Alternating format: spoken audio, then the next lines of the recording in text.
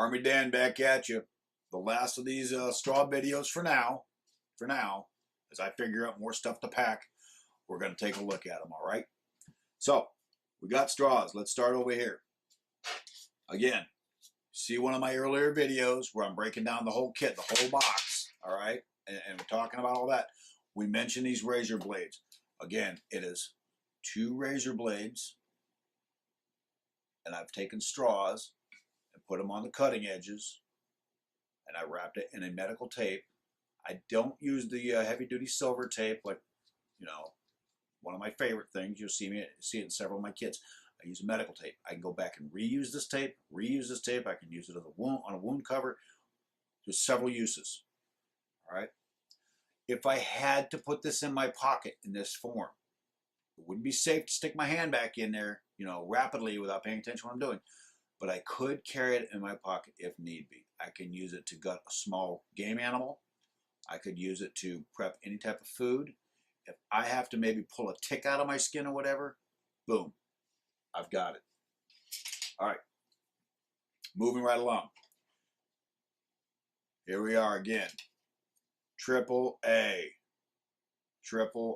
This one actually has a 3A still on it. I got to get my permanent marker out and reapply this. You will find with these tubes here of Triple A, that permanent marker wears off rather quickly.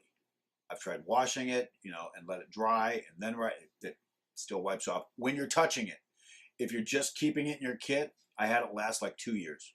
So now let's take a look. We took a look at this same item in an earlier video and the way I cut it.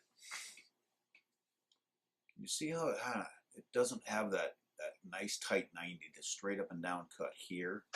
It has an angle cut. It's because I had to open it to take a little bit out when I was doing some work. Yeah, you're working with sharp objects. There's a sharp pointy thing on one of these tools. And there, I think I cut myself that day using actually packaging the razor blades. So be careful. So when I was done, I just pinched it off, and the technique that I used to close it with the lighter and my my multi-tool, then I just sealed it back up. Now, here's a cool thing. When I'm ready to use it again, I'll just cut this angle on this side. I repeat it on this end. So before I really start taking big bites out of my storage package, I have it. And then again, when you get ready to cut them the third time, you can just snip the very end of it off, and just like sometimes you get little packages that come down to a small. All right, enough of that. I'm rambling. Pain reliever. Acetaminophen helps take swelling down, helps lighten the pain. You had a hard day in the bush. You've been pushing hard to get to a safety zone, to escape and evade, whatever. Telling you, you don't want to over-medicate when you get out in the woods, but sometimes just to get the swelling down a little bit will help you step out a little faster in the morning. Might even be something that will help you get a little bit of that healing sleep needed. I don't care if you're sleeping in your bed, you're in a hotel, you're in a tent, or you're laying on top of a rock. You've got to get that sleep for your body to heal and get you going the next day. Now, we wake up in the morning and we got a post-nasal drip, and it's running. I mean, it's non-stop. You think Niagara Falls is coming out of your beak. Claritin. Some type of antihistamine. I've got a couple of them. There's a Benadryl brand. Okay. Another Benadryl. I actually packaged this one back in early 14. Area. A lot of us forget about. But let me ask you, when's the last time you had fast food and you got gas from it? And I know you're wishing, I wish I had a gas relief pill or some kind of an antacid I could take, something. Back that baking soda that I talked about in an earlier video, just swig a little bit of that. That'll take care of the heartburn. Drop one of these anti-gas pills, and you're not going to be laying in a defensive position and then bumping out them butt belches. All right? Drop that gas pill. It'll shut it down because you don't want that odor to be what gives out your position.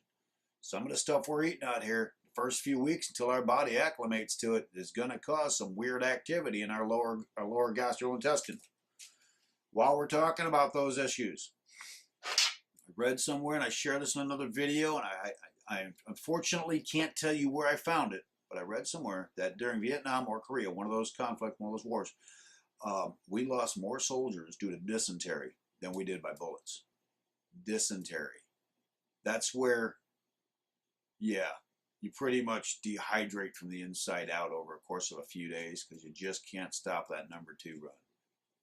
All right? Yeah, it's a bad thing to think about, especially when you can run down to your local pharmacy and get some over-the-counter anti-diarrhea pills. I don't care what brand, I don't care if they're generic. I've actually got 2 tubes of those here. There's about 20, no, I'm going to shoot wrong. I got at least 10, maybe 12 pills between these 2 tubes. All right? Right here. These are roll-up glasses. Where you buy them, I got no idea. I know I was leaving the VA one day, and there was a pair of them blowing around in the parking lot. They were all dirty and nasty and looked like they'd been spit on. Pick them up with a rag, throw them in a baggie, bring them home, clean them off, roll them up. You know where they go? Yeah. Snow blind, wind blind. If you got debris flying around, it's better than nothing. If I need to take a piece of string like the 550 cord or the even the bank line, I can cut that tube open. I can take it out of here, tie them on my head like a Lone Ranger mask. Right? Better to have it not need it than to need it and not have it. Like I always say, always strive to survive to stay alive. Knowledge not shared or written down is a waste. You guys take care.